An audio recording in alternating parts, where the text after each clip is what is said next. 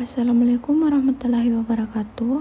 Perkenalkan, nama saya Farah Dira Fadli dengan NIM D1B124182 dari program studi S1 Farmasi kelas E.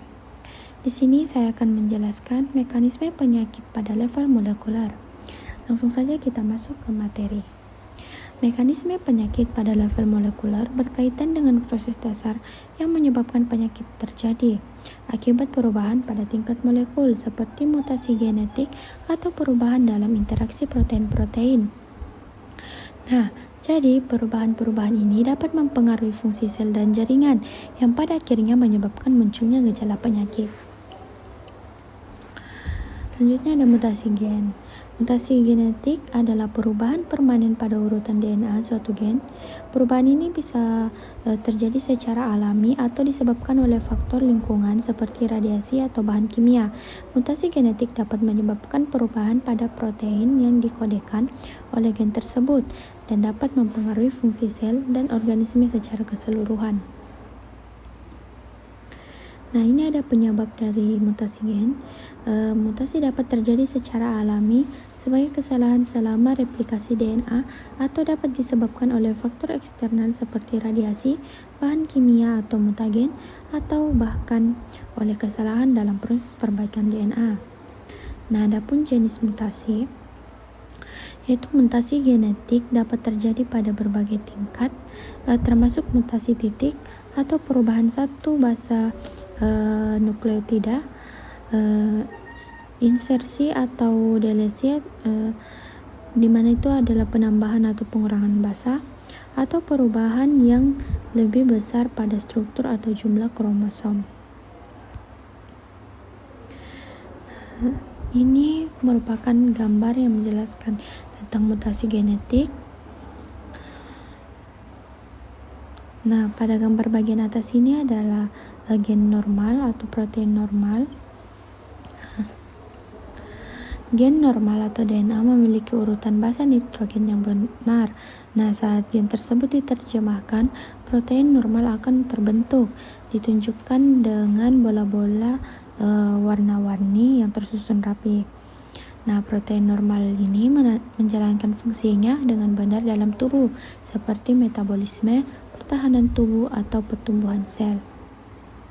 Nah, gambar yang bagian bawah ini gen bermutasi dan protein abnormal.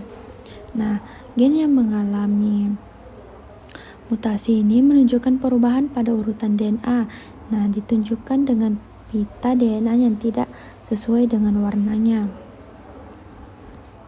Nah, mutasi ini menyebabkan terbentuknya protein abnormal yang ditunjukkan oleh bola-bola berwarna yang tersusun acak atau tidak sempurna. Jadi protein yang tidak normal ini bisa kehilangan fungsi, salah fungsi, atau bahkan menjadi toksik bagi sel. Nah, selanjutnya ini ada gambar berbagai jenis mutasi kromosom struktural. Yang pertama ada duplikasi. Ini terjadi ketika suatu segmen kromosom digandakan sehingga terdapat dua salinan segmen tersebut dalam kromosom yang sama. Nah, ditunjukkan oleh bagian yang dibingkai merah dan ditunjukkan dua kali dalam kromosom hasil. Yang kedua ada inversi. Segmen kromosom diputar 180 derajat dan dipasang kembali ke posisi yang sama, tetapi dalam area yang berlawanan. Pada gambar ditunjukkan oleh segmen berwarna yang berpindah posisi dengan orientasi terbalik. Yang ketiga ada delesi. Jadi bagian dari kromosom hilang atau terhapus. Nah, pada gambar ini ditunjukkan dengan simbol segitiga kuning yang menunjukkan bahwa segmen di antara dua garis itu telah dihapus. Selanjutnya ada insersi, di mana segmen kromosom dari satu kromosom dimasukkan ke dalam kromosom lain yang bukan pasangannya. Nah, tampak dari perpindahan satu patogen kromosom ungu ke dalam kromosom lain. Seperti pada gambar keempat ini. Selanjutnya ada translokasi.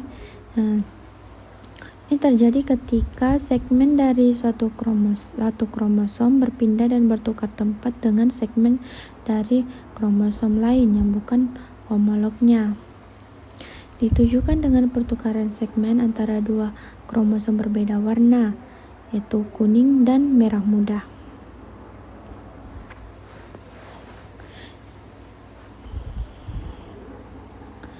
Nah, penyakit terkait mutasi adalah penyakit yang disebabkan oleh perubahan atau mutasi pada gen atau kromosom seseorang.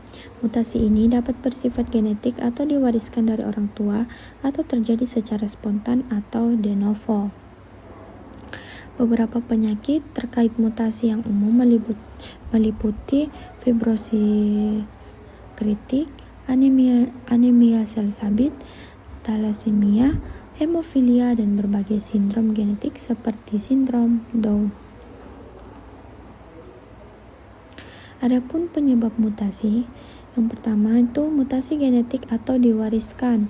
Nah, perubahan pada gen yang diturunkan dari orang tua kepada anak.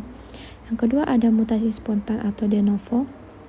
Jadi perubahan genetik yang terjadi secara acak selama pembentukan sel reproduksi atau pada awal perkembangan embrio. Yang terakhir ada faktor lingkungan, jadi paparan terhadap zat kimia, radiasi, atau faktor lain yang dapat menyebabkan kerusakan DNA. Adapun jenis-jenis penyakit terkait mutasi, yang pertama ini ada penyakit monogenik seperti fibrosis kistik, di mana mutasi pada gen CTVR menyebabkan gangguan pada produksi lendir, keringat, dan cairan pencernaan.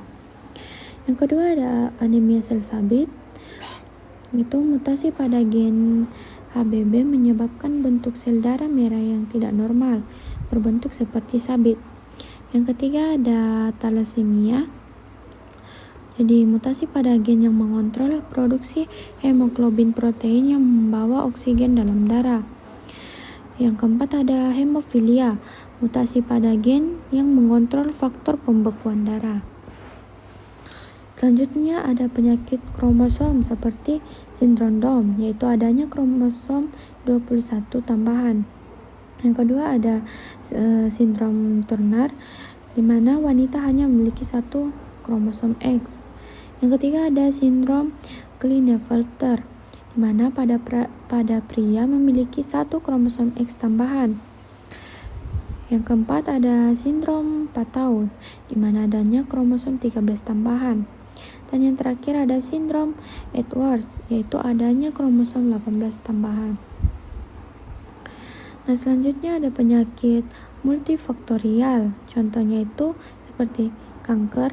Itu beberapa jenis kanker disebabkan oleh mutasi genetik yang dapat diturunkan atau terjadi secara spontan.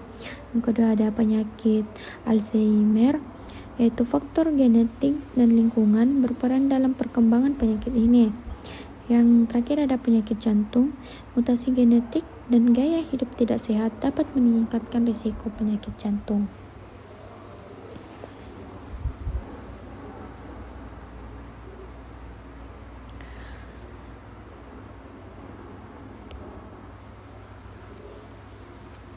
Jadi, kesimpulan pada materi ini yaitu penyakit pada level molekular terjadi akibat mutasi genetik yang mengganggu struktur atau fungsi gen dan protein dalam sel. Mutasi ini dapat menyebabkan berbagai gangguan seperti thalassemia, fibrosis kistik, dan kanker. Dengan memahami mekanisme molekuler ini, upaya diagnosis dan pengembangan terapi dapat dilakukan secara lebih akurat dan efektif. Baik, mungkin itu saja yang dapat saya sampaikan pada materi ini. Kurang dan lebihnya mohon dimaafkan. Wassalamualaikum warahmatullahi wabarakatuh.